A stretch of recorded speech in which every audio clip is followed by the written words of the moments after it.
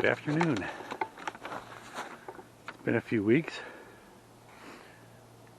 I'm going to start out by sharing with you 2 Timothy chapter 3 verse 16. All scripture is God-breathed and is useful for teaching, rebuking, correcting, and training in righteousness. And I do believe that. I do believe that all scripture is God-breathed. Why do I believe that?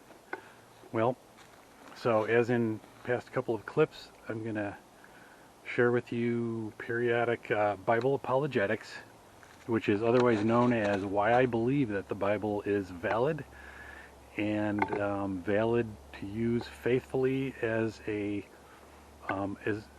book of authority, God's authority.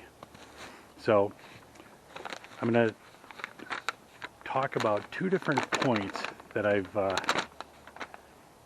prepared based on the book of Isaiah chapter 53. The first point being the reliability of Scripture, using that as an example,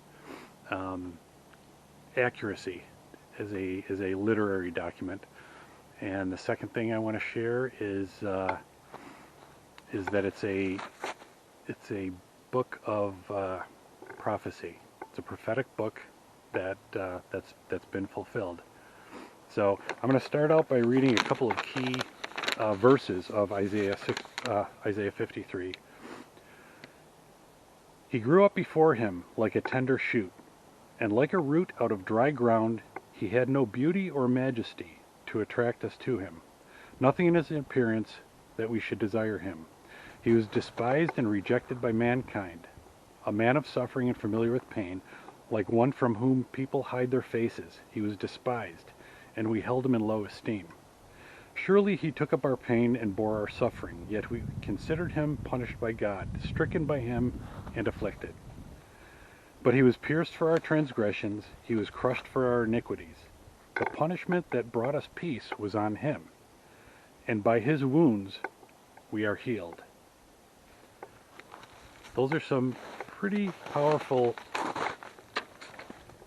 verses. And again, I'm going to start out by talking about the accuracy of Scripture. So the book of Isaiah was written approximately 740 BC. So, and it's a prophetic book about Jesus. And 740 BC, there was a copy of it. The Dead Sea manuscripts were written around 125 BC. And there are a couple of other copies. One was written around 900 AD. But an interesting thing happened in 1947.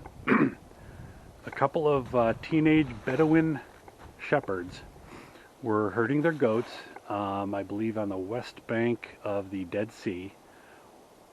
As the story goes, one of them threw a rock in a cave and heard something break. So they went in there and found clay jars filled with leather manuscripts. And as it turns out, those are the Dead Sea Scrolls. So over the next 10 years or so, there was probably about 800 to 900 manuscripts found. Many fragments of manuscripts, but the book of Isaiah was one of probably a few books that were found in their entirety. And I'm going to switch hands here. And so that's very interesting in itself. And those prove to be, when compared to modern day scriptures, maintained its integrity and accuracy. So there was a theologian by the name of Dr. Norman, let me just make sure I'm Geisler, E-I-I-E, make sure I want to, Norman Geisler. He lived from 1932 and passed away 2019. And he's written, I think, the Baker Encyclopedia on Bible apologetics, Christian apologetics, in the 90s, and many other books on that. So that's my who I'm citing for this particular point. So he did an analysis, taking the original manuscripts, comparing them. I think he used the King James Version to modern day scripture, and Isaiah 53 is 166 words. Of the 166 words, there were a very small handful of words that they had to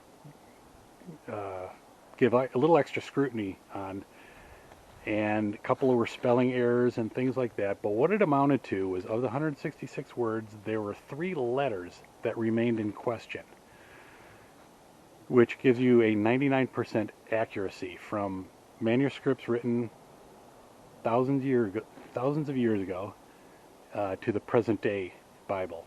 So it has maintained its integrity. There's many other examples. I'm just using Isaiah 53 for a couple of reasons. The second thing that I want to share with you too.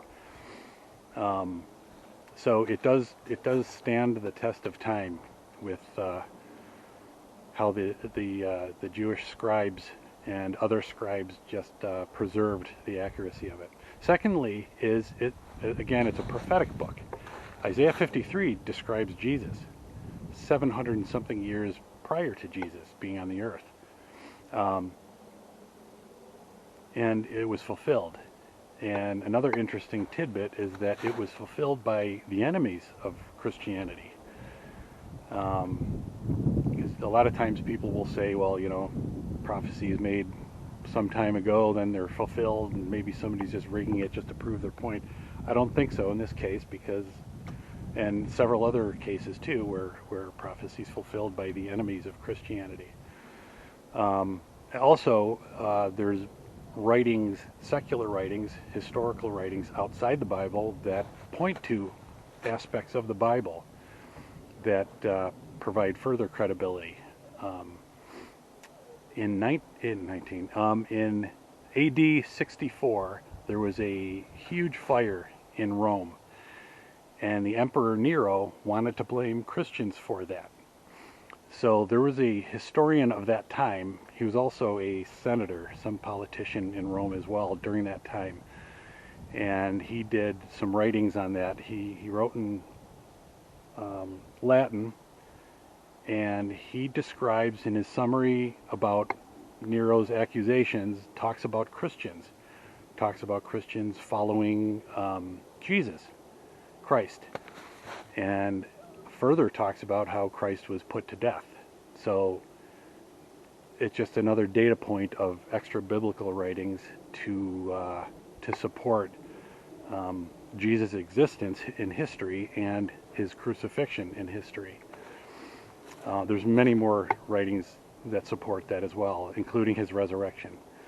So the citing of that was, and I got to read it, Ancient Evidence for Jesus from Non-Christian Sources by Michael Gleghorn. He was a researcher for Probe Ministries, and that's where this specific anecdote came from. There's other writings too, and I know theologians look at this Tacitus guy of that time and his writings for a lot of their studies and analysis. So it's just amazing. It's personally just the preservation of the Bible. 66 books of the Bible written by over 40 authors in 3 different languages over the course of 1,500 years. And yet its meaning and the word, the integrity of the word as a literary document remains constant.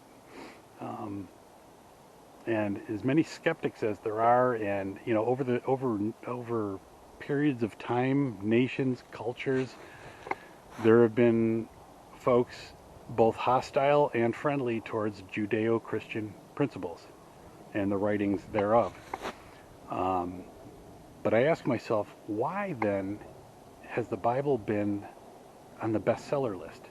Why is it on the bestseller list many years in a row? That in itself is amazing. And I heard a speaker, I didn't validate this point, what he said, but some time ago he said the Bible is also among the most shoplifted books too. So I know that's ironic, but that and the millions of copies sold each year suggest to me that just people are still seeking. So I just thought that was interesting. And you know, if you are word searching on YouTube and you stumble on this, or specifically looking for it, I hope it's a blessing. And I sure hope that my nature scenes in the background, my backdrop for all this, is a blessing to you too. And I hope you enjoy it. God bless.